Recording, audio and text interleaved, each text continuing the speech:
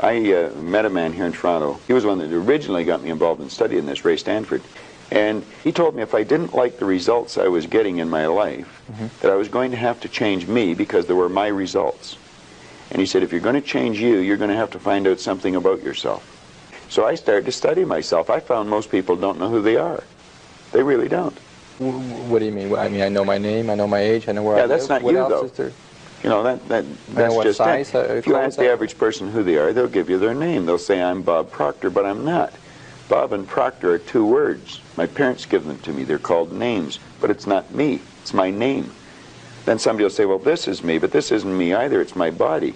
Like, you never phone down here to the studio and say, body won't be in today. It's sick. Okay. You know, we don't say am hand or am leg. It's my hand, my leg, my body, my name. Who am I? Well, that's an interesting question. And I believe if a person will start to study that and look for the answer, they'll find it. See, I think we live simultaneously on three planes of understanding. We're spiritual creatures, we have an intellect, and we live in physical bodies. Okay. But because we lack awareness or understanding of who we are, we're totally locked into a physical world, and we let things outside of us control us. 95% of the population are reacting to life. They're not really living at all. Okay, and would you call that one of the barriers to success? Oh, there's no question about it. Success is a funny word. Nightingale had a great definition for it. He said a person's successful if they know where they are, and they know where they're going, and they're progressively moving in that direction. He said that success was the progressive realization of a worthy ideal. Anyone that has a goal, and they're moving towards it, they're successful. Most people think that you're successful if you have a lot of money. Quite often you have a lot of money if you're successful, but it isn't. I wouldn't say Mother Teresa has a lot of money. Okay. No, but she's a pretty successful lady. I think there's two barriers. One is our conditioning. The conditioning that takes place in our subconscious mind from the time we're infants. All we can do is act and talk like the people around us. That's why we learn the language we learned. If there was 10 languages spoken in our home, we'd learn 10 languages without any trouble. There's usually one, and that's the only one we ever learn. And we grow older and we think, oh, I couldn't learn another language. We could learn 100 if we wanted to. You can do anything. But I think we're conditioned. We have a real strong conditioning, usually with not some very good ideas. That's the barrier that's inside us. The one that's outside of us is our environment. We have a tendency to act like everybody around us. And if you think about this, it does make a lot of sense. Because if you study statistics, 95% of the people live their entire life and never live the way they want to live. You know that 95% of the population in this country, let's say in North America, the richest continent in the history of the world, they'll work productively, let's say for 40 of their 65 years, and they'll end up with hardly any money. Well, there's got to be something wrong. So there's not much. 5% of the people end up financially comfortable or independent. Are you trying to depress us, Bob? Because that's No, actually, I think it's quite an exciting idea, because you see, the idea behind it is that anybody can win. Anyone at all. But if we start studying these statistics, I think we'll arrive at the conclusion, geez, I better start thinking for myself rather than follow everybody. Most people, they get a job, they look around, they see how everybody else is doing their work, and they start doing it the same way. They should stop and think, I wonder if any of these people know what they're doing. You know, is there a better way to do it? But don't we have a need to fit in? I mean, we don't want to stand out. We don't want to get fired. We don't want to make waves. Exactly. Exactly. Just fall into line, you know, take a number, be like everybody around. You know, that'd be great in the animal kingdom, but human beings aren't supposed to live that way. I think we should make a few waves. We should maybe stand out, be different. Not for the sake of being different, but because we are different. We all think different thoughts. And I believe we should start to think and build images in our mind of what we'd like to do and then set out and do it. Emerson did that, Edison did that, Marconi did that, Samuel Morse did that, Buckminster Fuller did that. We could go on and on and on. They were different. They stood out. They made a few waves. You started with you saying you started with a search for yourself to try to find out more about yourself, and you were somewhat successful along the way. Well, I didn't start it like that in the beginning. I started out of wanting a lot of money. I figured if I had enough money, I was going to cure all my problems. I found that that wasn't true. I earned a fair amount of problems or money, and I seemed to have more problems. But after working at this for a few years, I decided that, the real answer is get to know yourself a little better. Okay. And I don't think you have to go off in the Himalayas and become a guru to... What did you do to learn about yourself? You said you went around as many seminars I as you attended could. seminars. Okay. I went and listened to different speakers who taught something about the mind. I think the answer is in our mind if we'll start studying and trying to understand our mind. How does this non-physical part of my mind work? What happens when I think? Where do thoughts come from? How was this chair built? Somebody had to think. Thoughts are everywhere, and we pull thoughts into our mind and we build pictures or images in our mind.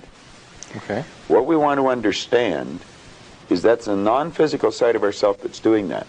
If I can build an image of something in my mind, I'm quite capable of building a physical replica of it in my world. So if I build an image of me as a happy, relaxed person, I can live like that. If I build an image of myself as being prosperous, I can become prosperous. So if we think rich, we will be rich. Absolutely. We're already rich, just short of money. Okay, those of us that like to acquire more money Yeah. and or happiness or whatever we see success, those of us that want to reach the goals that we've set for ourselves, we do it first by... Well, the first thing you do is sit down and decide what you want. If it's money you want, how much money? Lots of money. Well, nobody knows how much lots is. Okay. So you've got to be specific. Okay. You write down on a card exactly what you want. And you carry that card around and read it often. Now, this is what I learned in this book, Think and Grow Rich, and it's what I teach in the seminars. I'll teach people how to set goals. But you decide exactly what you want. And then you start to think. Now, you're going to have thoughts come to your mind of why you can't get it. Mm-hmm. You have the ability in your conscious mind to reject that idea, kick it out of your mind. Thinking of why you can't do something is never going to do you any good. And keep thinking until you start to think of thoughts of how you can do it. And the way will be shown to you. It comes in the form of images in our mind. Think of how you can and not why you can't. Okay. So our first step is to set That's the some first goals step. and think about how we can go about reaching those goals. Exactly. And just think of how you can. Now, I would say even before you get into that, you should get a good book and start to study it. Select a person who is already doing something that you'd like to do. Get to know that person. Mm-hmm. Go to the experts for advice. Don't ask the person next door, your mother, father, brother, or the guy that works beside you, because they don't necessarily know. There's no point in asking a person how to earn a lot of money if they're only earning $10,000 a year. They don't know. If they knew, they'd probably be earning a lot. It's like, don't go to a sick doctor if you want to get healthy. Okay. So you find someone that you can go to for advice. Get a real good book and lock into that book and start to study it. Like, I've had this one that looks like a Bible, but this is Napoleon Hill's book, Think and Grow Rich. I've been reading this thing now for 23 years. I'll probably read it for another 23 years. I get another good book that I brought over here today. It's called The Power of Your Subconscious Mind. Now, I'm not getting a commission for selling this. The author's dead now. He's been gone for a couple of years. But Dr. Joseph Murphy wrote this book, The Power of Your Subconscious Mind. And that's probably one of the best books that you're ever going to find, because you're going to learn something about your mind when you read this book. Okay. Now, I read a lot of books. I've got probably 1,000 books sitting in my den at home in my library. But the one that I carry it everywhere I go, and I read it all the time, is Think and Grow Rich. I never stop reading it.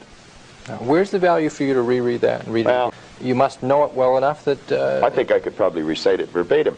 But the secret is, I once read in a book where it said, when you read a good book through the second time, you don't see something in it that you didn't see before. You see something in yourself that wasn't there before. You see, when I read this, I create a greater awareness. Let me just read you one line out of here, 2 lines. Okay. Hill said, the missing link in all systems of education known to civilization today may be found in the failure of educational institutions to teach students how to organize and use knowledge after they acquire it. He went on to say that we should understand the real meaning of the word educate. It's not going to a brick and mortar edifice for 25 years. Okay. That's gathering information. You'll probably develop your memory, but I would question how well you develop your mind. And I'm not against education, because I encourage my children to go to school, as we know it. Now, he said the word education comes from the word educo, meaning to induce, to draw out, or to develop from within. An educated person is not necessarily one who has an abundance of general or specialized knowledge.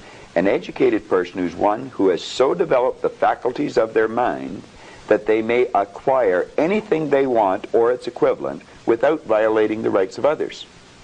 An educated person is the one that knows how to go and get what they want out of life without being selfish.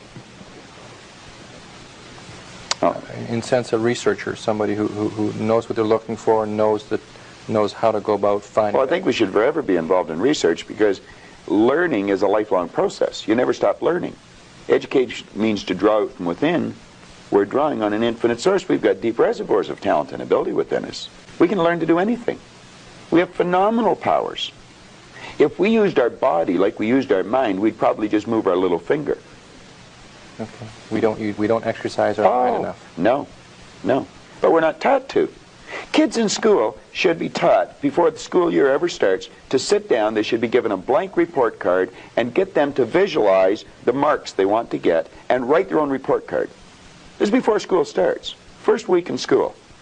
And then the teacher should say, now I want you just to concentrate on how to get that mark, and I don't want you to think of why you can't. And I want you to form the attitude that you're going to get it. Now some people say that's not being realistic. That's being very realistic. That's following the success principles that go back 6,000 years in recorded history. That's how everything was accomplished. That's not engaging in fantasy thinking, in Hell wishful no. thinking, in daydreaming we talk about. No. That's where all greatness comes from. Greatness comes from fantasy. I would imagine that when Edison first saw the light bulb, he was fantasizing. But he kept fantasizing, and he built it into a theory, and then he built it into an image, and then he built it into a fact. You have to have a winning attitude, though, Tom. Okay, so your suggestion is we develop a winning attitude. Absolutely. Can you define that for me, first of all? What is a winning attitude? Well, if we can understand, let me digress for a second. The whole universe operates by laws, and there's a law of opposites. It's called the law of polarity. Everything has its opposite. There's a right and a left side. There's a front and a back, an up and a down, a hot and a cold, positive and negative, yin the yang. You can think negative or you can think positive, but you can't think both at the same time. You're only going to think one way at one time. And we have to train our mind to think or look for the positive or the good in things. There's good in everything. There's no such thing as no good. Car broke down on the way over to the station. There's something good about it. There's something good about it. Now, you may have to look to find out what it is. Okay. But there's something good in everything. There has to be a positive and a negative for anything to exist. But once we understand that there's this law of opposites, there's negative thoughts or positive thoughts.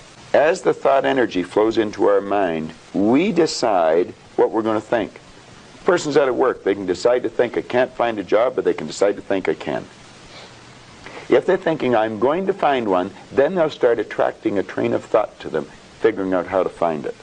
Attitude should be taught as a subject in school ahead of reading, writing, arithmetic, or anything else. Because it's a person's attitude that's going to determine the marks they get. You've got to get the winning attitude. You've got to set a goal. Then you have to work on self-image. Every one of us has an image in our mind of ourself, and it's called a self-image. Too many people don't know much about themselves, and so they don't have a very good image of themselves.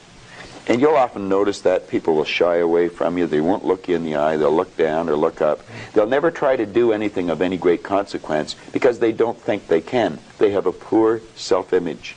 Okay. Part of that is because through school we're told about, well, we don't do well. We failed here, we had low grades, or that we could only be part got of it. 60% Yeah. or whatever. Okay. Yeah.